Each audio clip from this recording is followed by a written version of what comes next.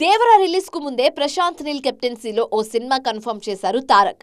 Announcement టైంలోనే 2026 జనవరి 9న రిలీజ్ అంటూ డేట్ కూడా లాక్ చేశారు.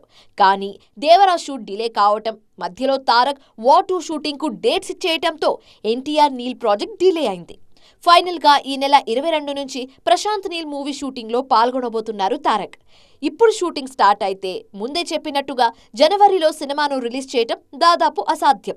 అందులోనూ మిస్టర్ పర్ఫెక్షనిస్ట్ గా పేరున్న ప్రశాంత్ నీల్ ఇంత షార్ట్ టైంలో సినిమాను పూర్తి చేసే ఛాన్స్ లేదు. అంటే ఎన్టీఆర్ నీల్ ప్రాజెక్ట్ 2026 జనవరిలో రిలీజ్ లేనట్టే.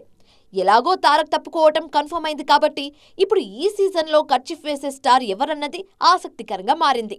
ఈ లిస్ట్లో మేజర్గా 2 పేర్లు వినిపిస్తున్నాయి. ఈ ఇయర్ సంక్రాంతికి వెంకితో కలిసి వచ్చిన అనిల్ రావిపూడి నెక్స్ట్ సంక్రాంతిని మెగా సంక్రాంతిగా మార్చేందుకు ప్లాన్ చేస్తున్నారు. రీసెంట్గా స్టార్ట్ అయిన ఈ సినిమాను వీలైనంత త్వరగా పూర్తి చేసేందుకు ప్లాన్ చేస్తున్నారు. మరోవైపు డార్లింగ్ ప్రభాస్ కూడా 2026 సంక్రాంతి మీద సీరియస్ గా ఫోకస్ చేస్తున్నారు.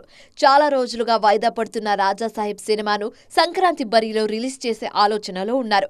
విజువల్ ఎఫెక్ట్స్ కు వీలైనంత టైం తీసుకొని బెస్ట్ అవుట్పుట్ తో 2026 సంక్రాంతికి ఆడియన్స్ ముందుకు రావాలన్నది ప్రభాస్ స్కెచ్. మరి ఈ ఇద్దరిలో ఎవరు సంక్రాంతి బరిలో నిలుస్తారో చూడాలి.